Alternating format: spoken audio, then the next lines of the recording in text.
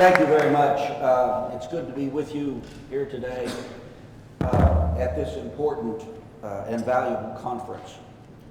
I will be introducing our distinguished speaker in a moment, but first I would like to make a brief but embracing geopolitical observation about governments in the Caspian corridor.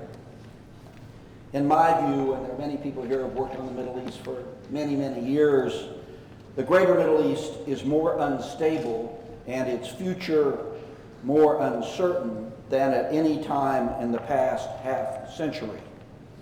One looks everywhere for strategic reassurance and predictability and finds little of it throughout this vast and crucial region.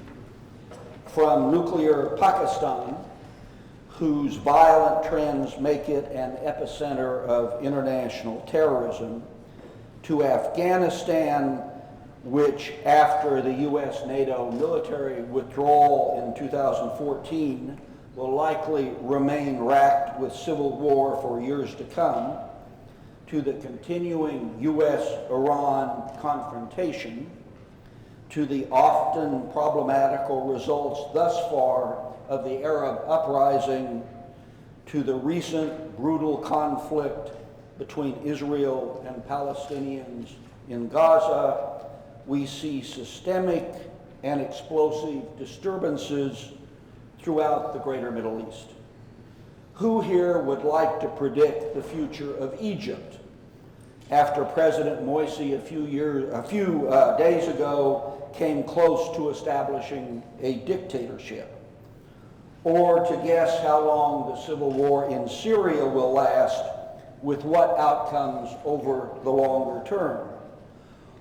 Or to forecast whether the Hashemite kingdom of Jordan can survive the formidable domestic pressures against it? Or to prophesy if Iraq can surmount the fierce ethnic tensions that now engulf it? Or to foretell if the Taliban can again capture Kabul, and so on.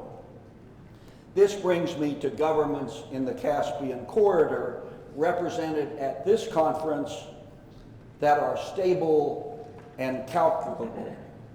These governments not only ensure domestic order within their own borders, they export stability and predictability throughout this ever more substantial region.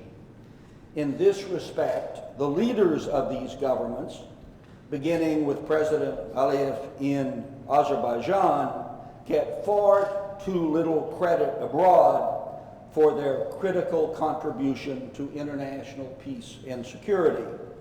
To put it differently, imagine how much worse the international system would look if these stable governments in the Caspian corridor were also ablaze with internal violence and anarchy. Praise be, they are not. And now to our speaker, a consummate grand strategist. As most of you know, Dr. John Chipman is Director General and Chief Executive of the ISS in London. In my view, the most objective and analytical foreign policy think tank in the world. John has an honors degree from Harvard, an MA with distinction from LSE, and an MPhil and DPhil from Oxford. He is the author of books as well as numerous chapters in books, scholarly articles in professional journals, and opinion pieces in newspapers.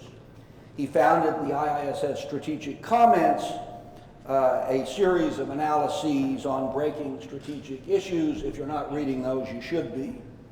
In 2001, he conceived and launched a new annual forum for consultations between and among defense ministers and analysts in the Asia-Pacific, called the Shangri-La Dialogue. Some of you have been there, and it has quickly established itself as a core part of regional defense diplomacy in Asia, almost an institution on its own, which is now in the 11th year. In 2004, he transferred that concept to the Gulf. with the convening in Bahrain of a successful IISS summit, the Manama Dialogue of National Security Advisors drawn from the region and key outside powers. That is now held annually, and for our purposes pertinent, he's just returned from a successful visit to Baku. Ladies and gentlemen, Dr. John Chipman.